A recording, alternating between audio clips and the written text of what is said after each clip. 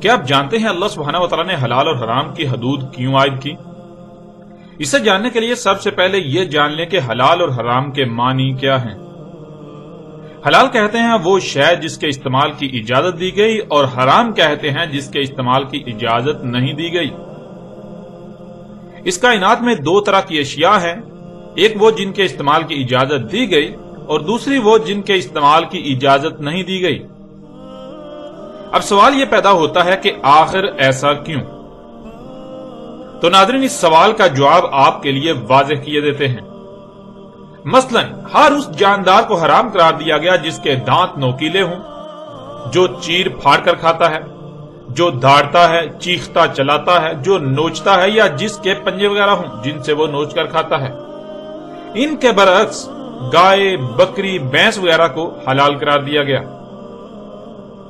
یہ دونوں اقسام کے جانور بالکل متضاد خصوصیات و خصلتوں کے مالک ہیں۔ مثلا پہلی قسم کے جانداروں میں کتا، شیر، چیتا، بلی وغیرہ سمیت مختلف چیرنے، پھاڑنے، نوچنے، داڑنے اور چیخنے چلانے والے جانور ہیں، اور دوسری اقسام ان جانوروں کی ہے جن میں ادب ہے، عاجزی ہے، انکساری ہے، مالک سے وفاداری کا مادہ ہے۔ پہلی اقسام کے جانوروں میں سے اگر آپ نے کوئی پالا ہوا ہو اور وہ بھوکا ہو، آپ اسے کھانے کو نہ دیں تو وہ مالک سے بغاوت پر اتر آئے گا، یہاں تک کہ مالک کو ہی چیر پھاڑ ڈالے گا۔ لیکن دوسری اقسام کے جانوروں میں بغاوت کا کوئی عنصر نہیں ہے۔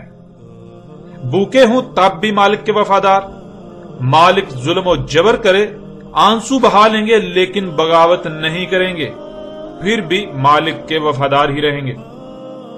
ناظرین، اگر آپ نے تھوڑا سا بھی غور کیا ہوگا تو آپ یہ بات جان چکے ہوں گے کہ خالق کل نے ایک اقسام کو کیوں حرام اور دوسری کو کیوں حلال قرار دیا۔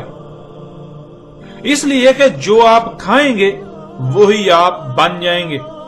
اگر آپ پہلی اقسام کے جانوروں کو کھائیں گے تو آپ انسانی صورت میں درندے بن جائیں گے، آپ میں بھی وہی خصلتیں آ جائیں گی، معاشرے تباہ و برباد ہو جائیں گے، انسان اپنے مالک اللہ سبحانہ و تعالیٰ سے قدم قدم پر بغاوت کرے گا، خون سفید ہو جائیں گے، احسان ختم ہو جائے گا، صلہ رحمی ختم، دھوکہ، فراڈ، قتل و غارت عام ہو جائے گی، بے حیائی و فحاشی عام ہو جائے گی۔ انسانوں کے روپ میں کائنات کی سب سے بدترین مخلوق کا منتشر مجمع وجود میں آ جائے گا۔ جنگل و بیابانوں میں تو تحفظ کا احساس ہوگا، مگر ایسے انسانی معاشرے میں تحفظ کا تصور تک ناپید ہو جائے گا۔ اس کے برعکس اگر آپ دوسری قسم کے جانوروں کو اپنی خوراک بناتے ہیں تو آپ انہی کی طرح اپنے مالک کے وفادار، قناعت کرنے والے، عاجزی و انکساری سمیت کئی مثبت خصوصیات کے حامل بن جائیں گے۔ ایک دوسرے کا احساس ہوگا، دوسروں کے درد کو اپنا درد سمجھیں گے، کسی کو بھی دھوکہ دینے یا کسی قسم کا نقصان پہنچانے سے پہلے اپنے گریبان میں جان کر کئی بار اس بات کو سوچیں گے کہ اگر یہی آپ کے ساتھ ہو تو آپ کو کیسا لگے گا، آپ پر کیا گزرے گی۔ یوں کسی کو نقصان پہنچانے کا سوچیں گے بھی نہیں۔ حسد، بغض، ضد، انا پرستی و تکبر سے پاک ہوں گے۔ یوں ایک بہترین معاشرہ وجود میں آئے گا، ایسا معاشرہ جس کی مثال پوری کائنات میں نہیں ملے گی۔ یہاں ایک اور اہم بات کو جاننا بہت ضروری ہے کہ ان دونوں اقسام کے جانوروں میں پائی جانے والی خصوصیات و خصلتیں ان کی اپنی نہیں ہیں، بلکہ یہ خصوصیات و خصلتیں اس مادے میں پائی جاتی ہیں جس سے وہ وجود میں آتے ہیں۔ مثلا جس مادے سے کتا وجود میں آتا ہے، اگر اسی مادے کو بکرے کی خوراک بنا دیا جائے تو بکرے میں کتے کی خصوصیات و خصلتیں ظہور پذیر ہوں گی۔ اس کے برعکس جس مادے سے بکرا وجود میں آیا، اگر اس مادے کو کتے کی خوراک بنا دیا جائے تو اس کتے میں بکرے کی خصوصیات آ جائیں گی۔ اس لیے اصل اہمیت و حیثیت اس مواد کی ہے جس مواد سے رزق وجود میں آتا ہے۔ تو ناظرین، اب آپ اپنے گریبان میں جھانکیں، اپنے ارد گرد غور کریں، اپنے معاشرے کو دیکھیں، اس وقت پوری دنیا کی مجموعی طور پر صورتحال کیا ہے۔ حقیقت آپ کے سامنے ہے، اور اس کی اصل وجہ وہ خوراک ہے جو آج پوری دنیا میں کھائی جا رہی ہے۔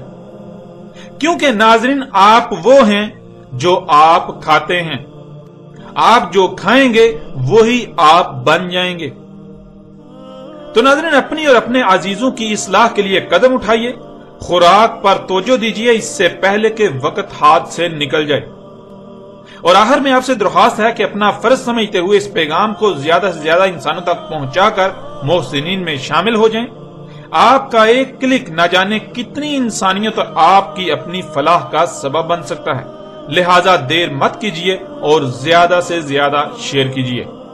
اور اگر آپ نے ہمارا یوٹیوب چینل ابھی تک سبسکرائب نہیں کیا تو آپ سے درخواست ہے کہ اسے بھی ضرور سبسکرائب کیجیے۔